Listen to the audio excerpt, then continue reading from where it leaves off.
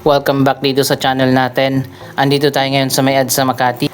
Matagal na pala tayong hindi nakapag-update sa Integrated Transport Hub dito sa Makati City, ang One Ayala.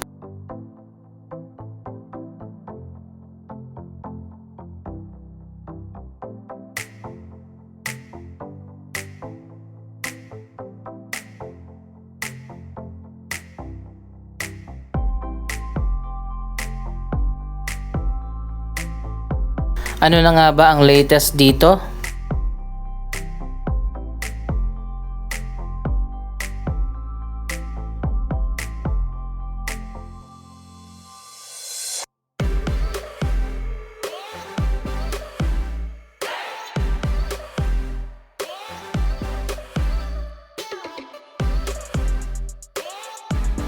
May bago na palang office tower na itatayo dito sa kabilang side. Ito ang bagong McKinley Tower 2.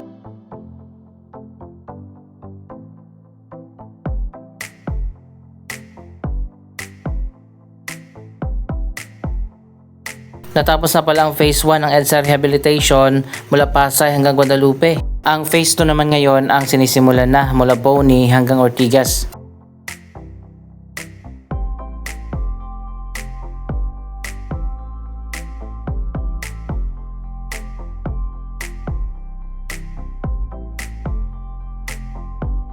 Ang One Ayala ay isang integrated transport hub. May bus terminal, may PUV terminal, may shopping mall, may 3 office towers at isang hotel. Na-maximize talaga nila yung property na yan sa mismong kanto ng EDSA at Ayala Avenue. Diyan dati nakatayo yung Hotel Intercontinental.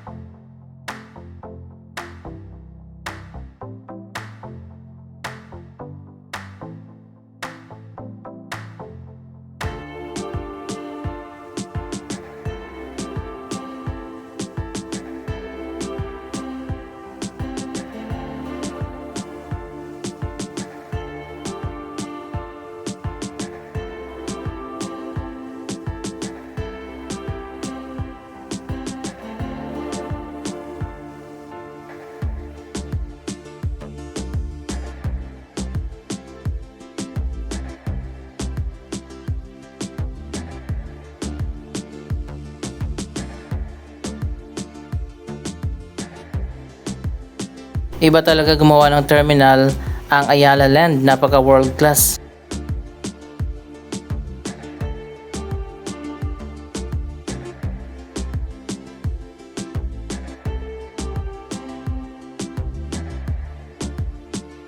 Pagpasok mo pa lang makikita na natin ang main atrium.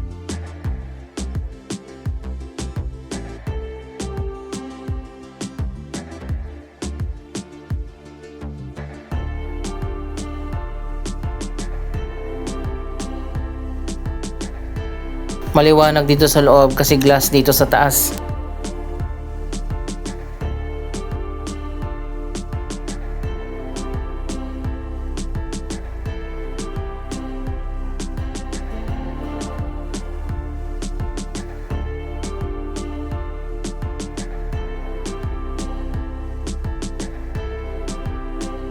Ibang-iba na pala dito sa One Ayala.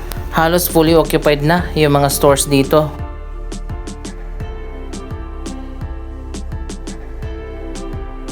Mas patok talaga yung ganitong open style cafe.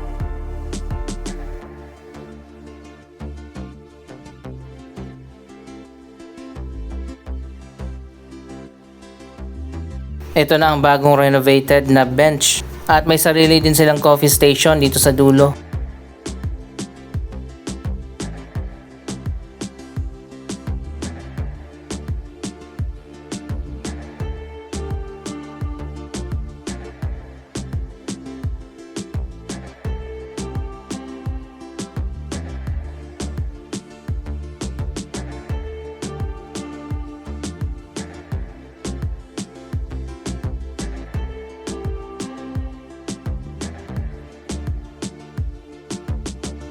Ito ang Bench Coffee Station.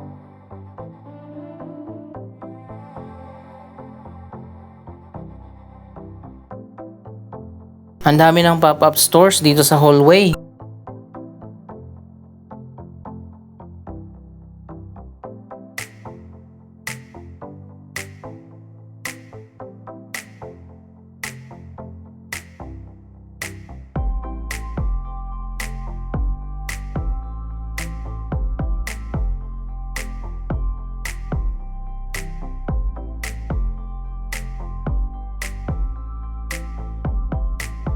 Ayan, may mga bago pang nag-open na mga pop-up store.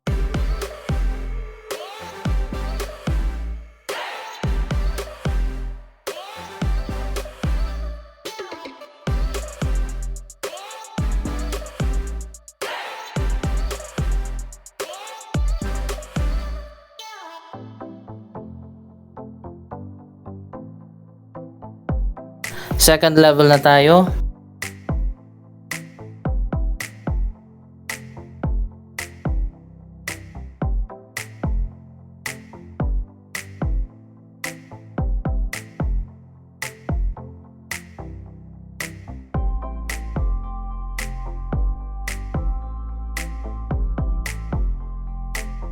Halos fully occupied na dito sa second at third level. Ilan na lang yung vacant at yung iba coming soon.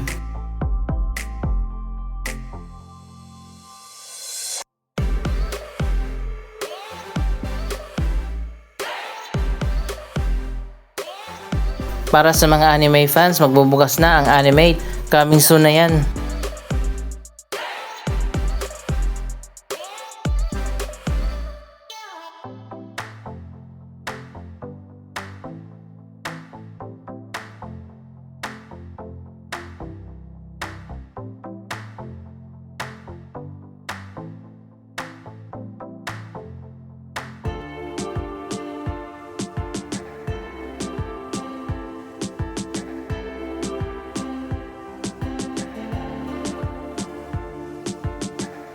Kahit dito sa dulo, nag-open na rin ang mga bagong stores.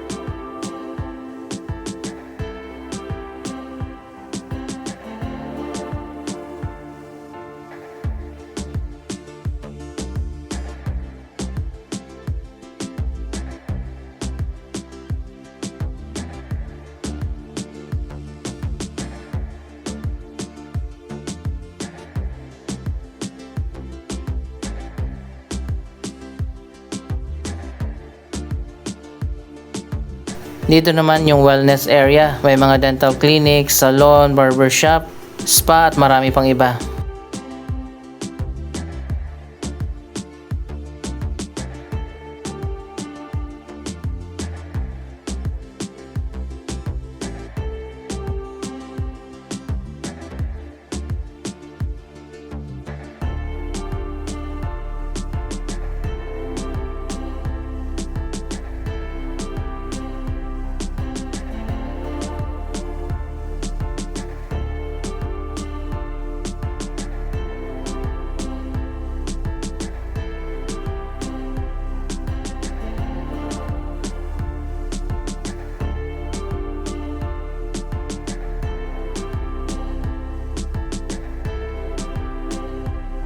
Tinanggal na pala yung mga upuan dito sa taas. Marami kasing tumatambay.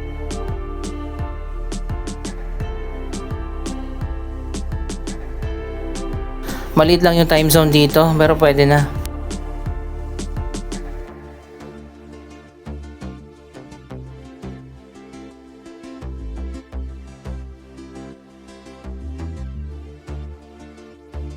Third level tayo, may clinic na. At meron ng pharmacy, drugstore.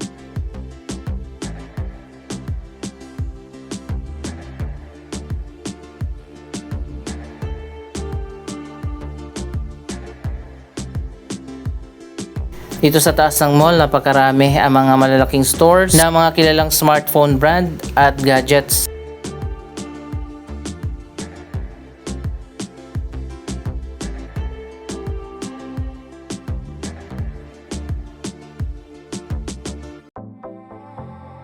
Isa lang yung sumuko dito, yung Oppo, nagsara na. Totoo ba yun na ang OnePlus at Realme nag-merge na bilang isang company at magme-merge pa sila sa Oppo? Di ba ang Oppo at Vivo isa lang may-ari, ang BBK? Hindi nila matalo ang Xiaomi, napakaganda kasi ng mga product ng Xiaomi. By the way, ang gamit kong camera ay Xiaomi 15. Maganda yung ginawa nila dito sa taas, yung boring area. Nilagyan ng LED lights, ayan, gumanda na at marami na pumupunta dito. Sana gawin din ito sa iba pang mga Ayala malls. Ang daming dead end sa mga mall nila.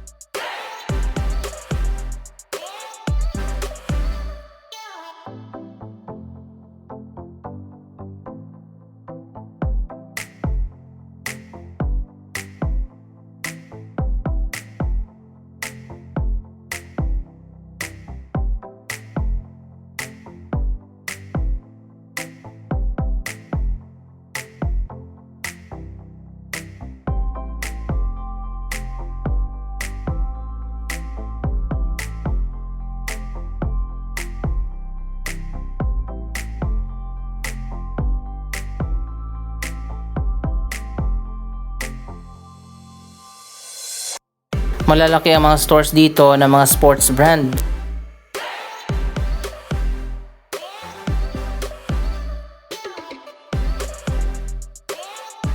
Nasa lower ground floor ang terminal at mayroon din ditong supermarket.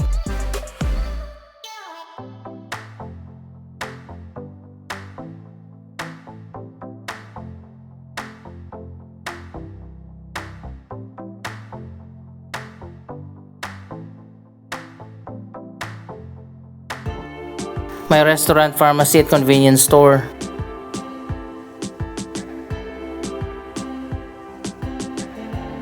Andito na tayo sa PUV terminal. Napakaganda, napaka-modern. Dito ang sakay ng mga jeep, modern jeepney, traditional jeepney at UV Express.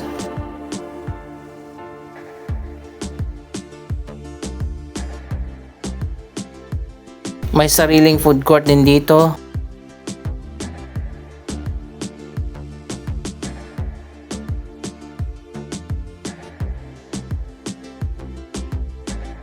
Ayan, nandito na tayo sa bus terminal sa ground floor. Dito ang napakaraming tao talaga. Maraming sumasakay at mga baba.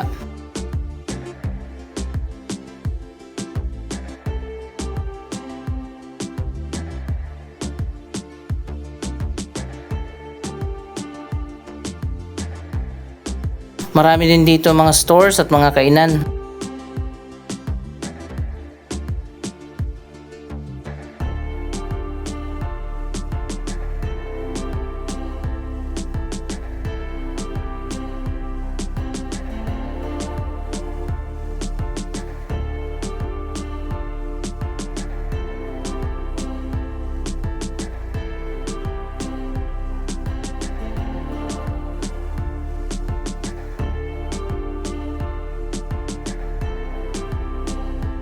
Dito rin sa taas sa may entrance, marami din ng mga food outlets.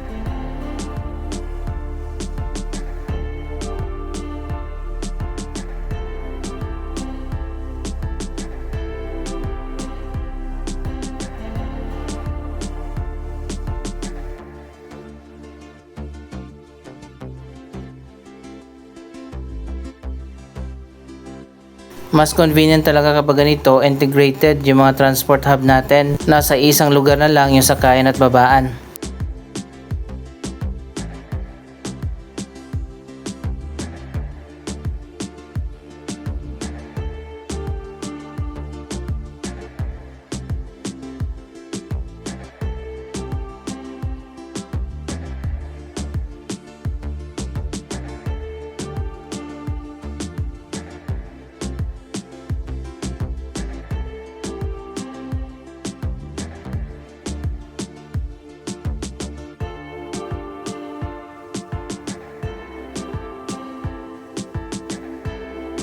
Connected din ito sa MRT3 Ayala Station.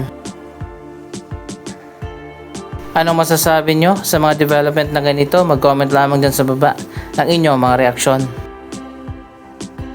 Maraming salamat sa inyong panonood. Huwag kalimutan na i-like, i-share ang video ito at mag-subscribe. Thank you for watching!